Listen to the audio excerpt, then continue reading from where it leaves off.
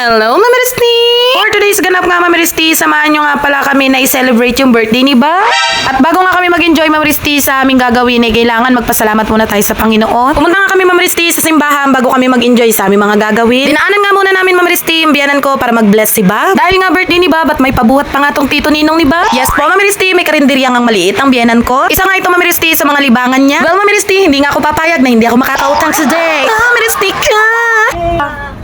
Ay, yung galing. Happy birthday. Pagkayari nga namin bisitahin yung biyanan ko, Mama Risti, pumunta naman kami sa SM Balangan City. Yes! Never say no! At hindi ko nga, Mama Risti, sinasabi na i-flex ko yung braso kong malaki. Ay nako, nagigigil talaga ako magaling. Mama Risti ka!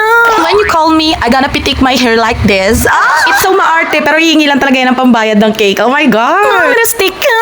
Alam niyo, Mama Risti, ang sarap ng cake dito dahil hindi nga siya ganun katamis at hindi rin ganun nakakauma. Nasa taas kasi yung food court at marami pang iba't ibang klaseng kainan. Kaya ko nga sila, Mama Risti, na umakyat at dahil nga excited si Bob kaya pinabayaan ko na lang din. Late na nga nila ako napansin na hindi na pala nila ako kasama. Alam niyo ba, Mama Risti, na hindi nga kami umaalis nang hindi magkakasama? Lalo na, Mama Risti, hindi sanay si Bob nang wala ang isa sa amin ni Daddy. Ano ba naman kasi, Mama Risti, sa lapit nga ng bahay namin sa trabaho ni Daddy, talaga namang hindi kami malalayo sa kanya. At ito nga, Mama Risti, tamang flexing lang ng kilikili ko maiti.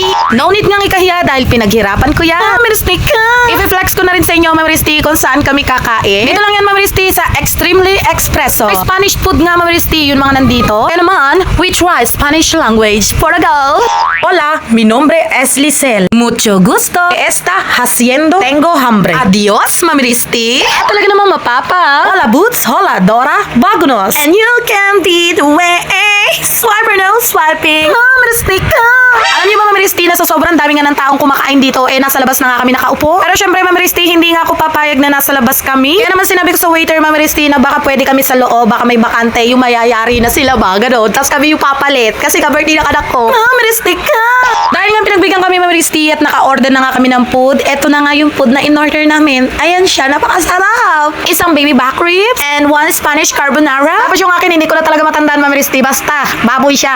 Tapos bumili rin kami ng bestseller nila na pizza na napakalaki talaga na hindi namin naubos. Mama Risti ka! Kanina nga, Mama Risti, na naghahanap nga ako ng upuan sa loob, nasabi ko nga na birthday ng anak ko. Kaya naman, Mama Risti, sinabi nga nila nakakantahan nga daw nila yung anak ko. Happy birthday!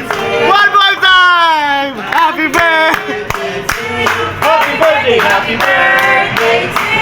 Happy birthday! Happy birthday! Happy birthday! Happy birthday to you! Happy birthday, Kevin. Sana'y malasi! Nagulat nga si Bob, Ma'am Risti, nung kinantahan nga siya ng marami. Talaga naman, ganap-ganap lang si Daddy sa paghihiwa ng pizza. Kamain mo yan, nagigigil ako sa'yo mga lima. Ma'am Risti ka! At talaga namang hindi ko napansin na nakabukaka na pala ako diyan. At talaga namang panoorin niyo ako habang kumakain ng pizza. Ganira kasi pagkain nito. Dahil nasa fine dining restaurant nga tayo. Act like a rich, Ma'am Risti. Siyempre, Ma'am Risti, wala pa rin tatalo sa buro at saka sa bagoong na may kalamansi. Sausaw talaga yung tilapia na. Ginarte pa ako dito mas sanay nga ako manguliglig at pagkasarol ng damo. Ma'am Risti ka!